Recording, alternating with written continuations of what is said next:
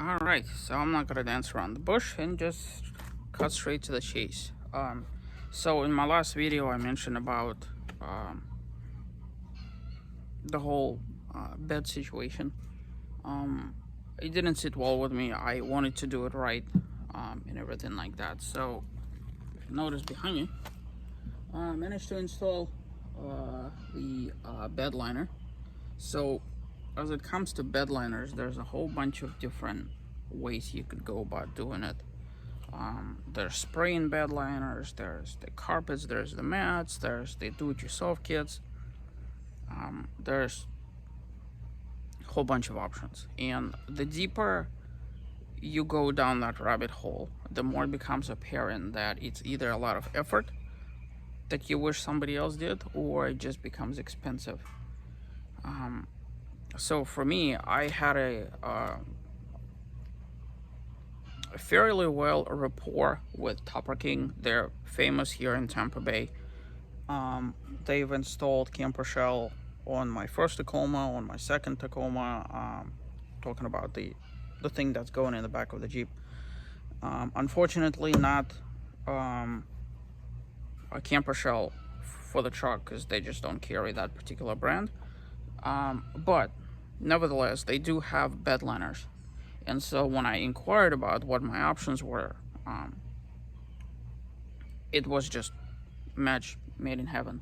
So out the door with the install and everything, this was $278.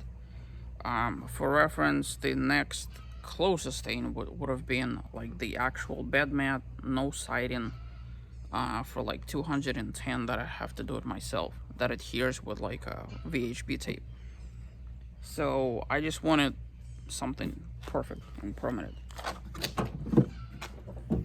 The benefit to that is, as you see, I get the protection for the bed, which is perfect. There's still place for cup holders and beers, although I don't drink, but still, that's a welcome thing. I could put a drink over here, and then that's kind of it. So it protects all sides and everything. Now this over here, being bowed like that, that's actually going to straighten out. It's just the way that it sits on the rack, but it's bolted and anchored in there. Still have access to all of my hardware. As you see, it's a little rough around the edges, but hey, that's what that's meant for, to be rough around the edges. So still have all my little inserts and whatever's, and then even on this side there's a thing for the outlet. That's where you could install a Mopar outlet, assuming that you have a inverter and all that stuff, which I do. Still kicking around the idea. You could install it for $300. I don't know if I want it that bad. People have been doing the 12-volt installs over there. So, but this is it. This one is made by a Rugged Liner, and just like the rest of them, they're just perfect. I like the fact that you could hose this off, and I've had a similar one on my Tacoma by a different brand, and it has held up really well. So